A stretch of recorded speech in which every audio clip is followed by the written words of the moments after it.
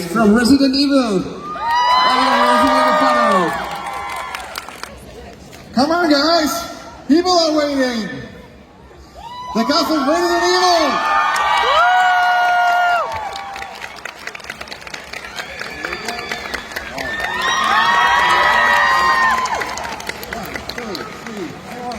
Five! Everybody get one. Hello. Hello. Hello, everybody.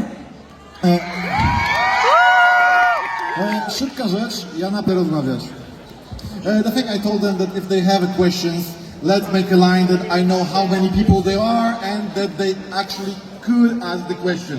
Because they are not here to hear me talking, they want to fight with you. Alright. But we're starting the warm-up for everyone. Do you remember your first day at this job? Yes, first day of the job. Let's see. I was cast in Resident Evil 2 remake. Has anyone played that game? And my first day just meeting the team at Capcom was extremely special because I've been a fan of Capcom for about 35 years, starting with Mega Man. And just meeting the team and getting to collaborate with them on a project was a dream come true, and it's been a very special thing for me for the past decade. And that's my experience. It's been a dream come true for 10 years.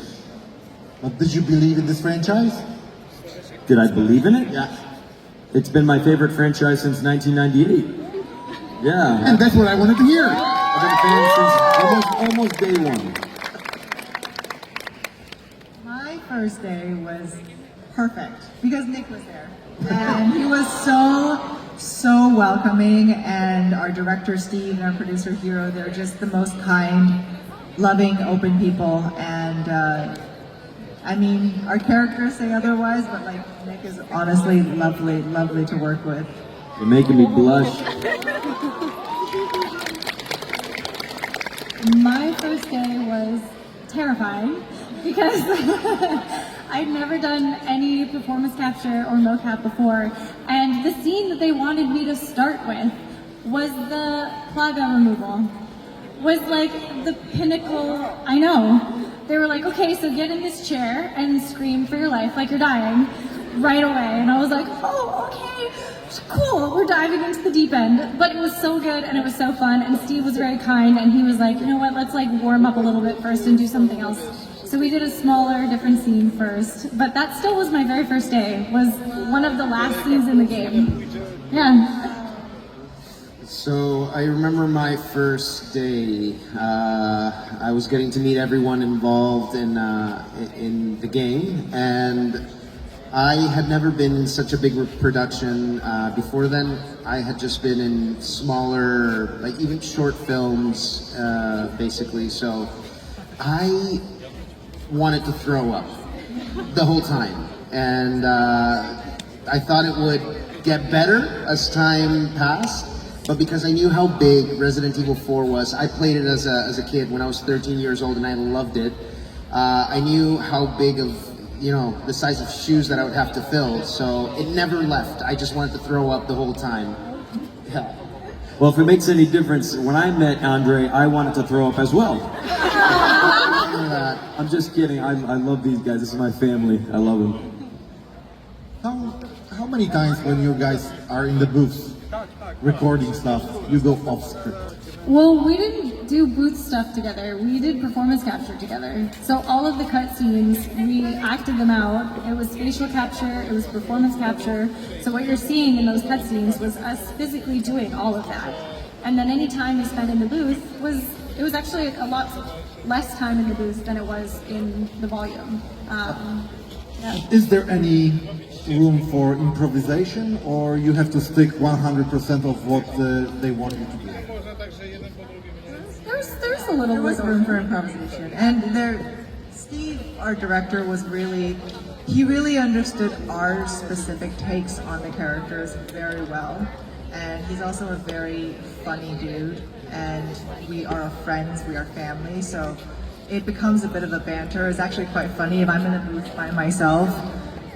it's a really small padded space, and I just hear Steve through my headphones.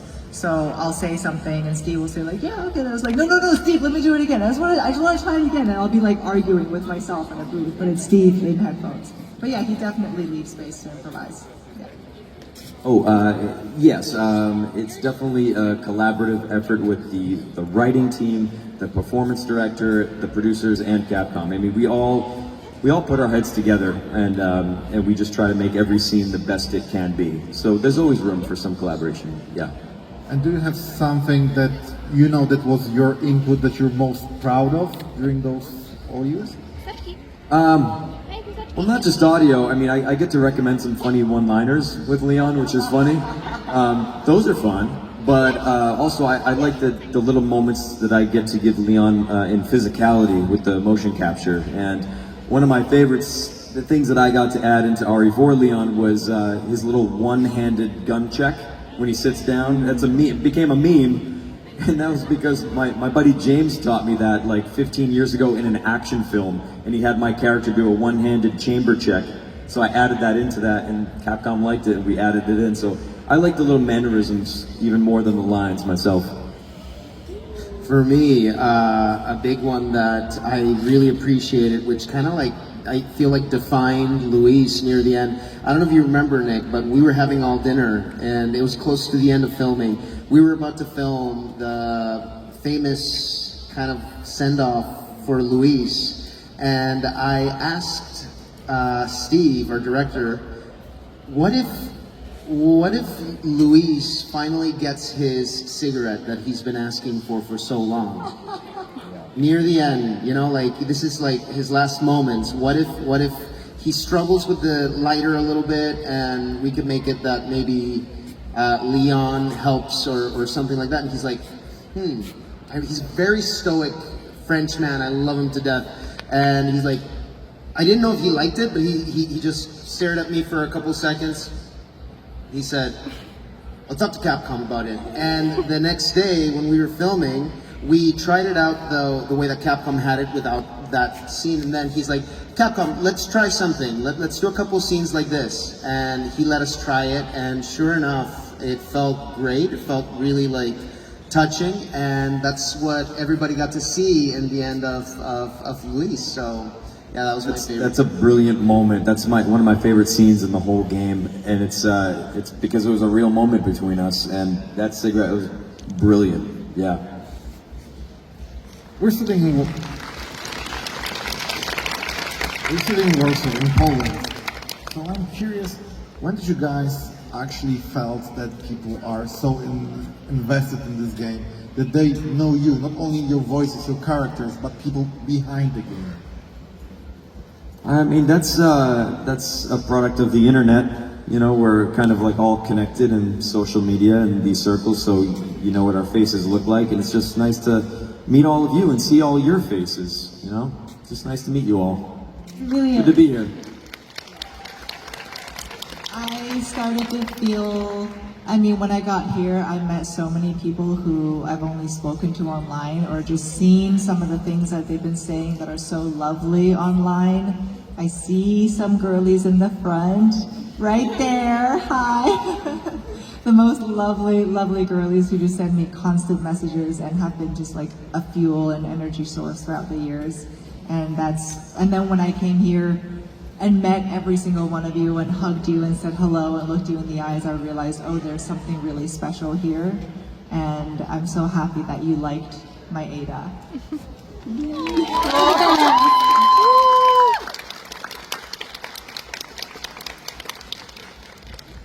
So I ask only because it's not often that people that are voicing games has such a big crowd. People that are pleased, that are invested, that actually live this game. And if you receive a remaster, they're going for this story again and again because you guys created such a good characters with your voices, with your personalities. So. Me as a gamer, as a guy who was playing from, I don't know, 6-year-old, I'm pleased that games went outside of the box. They are not only for the people that thinking, okay, though, if you're playing games, probably you're socially awkward, you don't have friends, and that's why you're sitting there and playing. No, you connect people. How do you relate to that? Relate to that. Go ahead. Games are so important to so many people for so many different reasons. Myself, like the only reason that I'm in a game at all is because of other games. Because I fell in love with them, and I fell in love with the stories, and I fell in love with the writing and the performances, and they were impactful to me as a person in my life, and I wanted to be a part of that. And I got so lucky that I got to be a part of this one, and meet these beautiful people, and meet you beautiful people. And I think that's every single one of you here, games are meaningful to you. So you can understand it the same way that, you know, we can. These games are so important, and they change our lives, and they make our lives better. And that's like, I can't love games enough.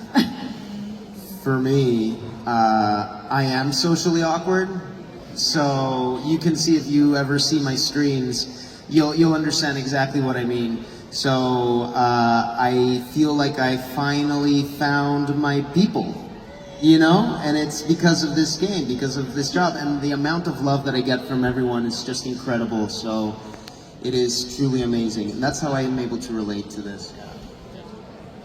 All right. Let's open the gates with the questions. Where the people go? Oh, that's a lot of people. But first, there are some house rules. Don't ask for spoilers. Don't ask for future parts. Because they will not answer, you will lose your question, we all will be sad. All right? Cool. Hi, now I'm scared. Hi, at first I want to say you're all amazing. Thank you. Yeah, you And this is my question. What do you think the life of your characters would be if the events of Resident Evil had never happened? Wow.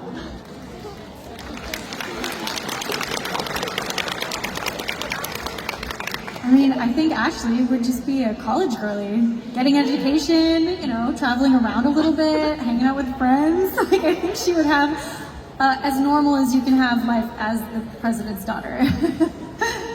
For me, this is just me as Andre, what I think, because, you know, I'm not Luis, so this is just kind of speculation, I guess you can say.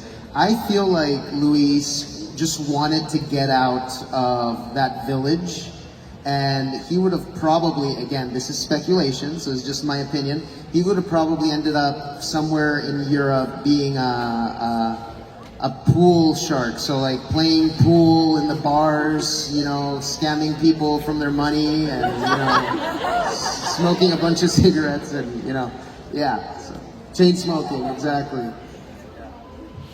My Ada would either be a doctor or a kindergarten teacher.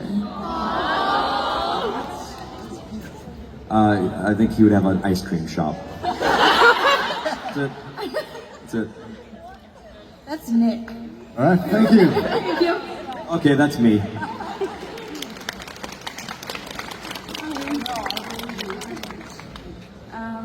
Hi, thank you so much for coming to Poland. A little bit louder. Okay, first of all, thank you so much for coming to Poland. This means so much to all your Polish fans. We are very happy to have you here, and we hope you enjoy your stay. My question is, has there ever been a moment when you were reading the scripts, you know, your lines, where you were like, this character wouldn't say that? Because I know that all of you are big fans of the characters you're voicing, and you know their personalities well, so I was wondering if maybe, you know, there was something like that. I think this is probably a fault of myself as an actor in previous years, that I used to think that way, but then I recently saw an amazing interview with the great Mr. Skarsgård, and he said that when you open up your imagination, your characters are more interesting than you may think, than you may imagine. So even the idea of like, well, my character wouldn't say that, but how do you know? just try it. Just, you never know what you can discover from it. And that's also why I love Steve and Hiro so much, our director and producer, is because they built a relationship with us from the beginning that made us as artists trust them, so that when they did say, just try it, we trust fully if we try it, we will discover something new. Whereas I think the sentiment of saying my character would say that comes from a little bit of a fear of like, I have to protect this character and protect my work. But when you're working with a director and a producer who make you feel so safe that you don't feel the need to have to be so tightly gripping onto protecting your work, then you can discover something really special, which is why, going back to your previous question, why this game is different is because we all really related to it, because there was that freedom and we all connected with each other, so much so that we became a family and would always have dinner together. I mean, I wasn't cooking, Nick was cooking, I was just eating. I'd show up and be like, girl, what are we eating today? But that's my kind of answer to your question. And kind of an answer to your previous question too, because I didn't get a chance. That's a dang good answer. That's a very good answer. And I feel very similarly, like there was never a moment where I didn't think that they'd, put a lot of love and care into the character. They definitely changed Ashley quite a lot from the OG. Like she's a pretty different character, and I could see all the effort that had gone into reworking her to be what she became, and they trusted me with it. So I trusted them. For me, yeah. For me, it was less about the lines and more about like situational things. Like, I'll give it like a broad example, just as an example. Like Leon would never leave someone who needed help. He would never leave someone in distress. And so if there was ever a moment in a story where we were trying to figure out a situation, if something felt wrong, I would just suggest and say, I don't think he would ever leave that person. He would put his body in front of Mr. X and that person to protect that person. So I would say it's more situational that I was a little protective of, but I was usually always on the same page of the team that we were working with. But that's what I would advocate for. For myself, I think it's more of something that I wouldn't say, so I struggled with that a little bit, but Luis is definitely much more charming and quirky than I am. So, for example, I struggled a little bit with that, then please come to my rescue, Prince Charming. I don't know if I would never say that, but he pulls it off. And I feel like they were so much smarter than myself, the writers and the people at Capcom, that made Luis, the person that y'all got to see and made it so interesting. So, myself, yes, but Luis, no, it was perfect. It was absolutely perfect for Luis, all of the lines. Okay, thank you so much. Thank you.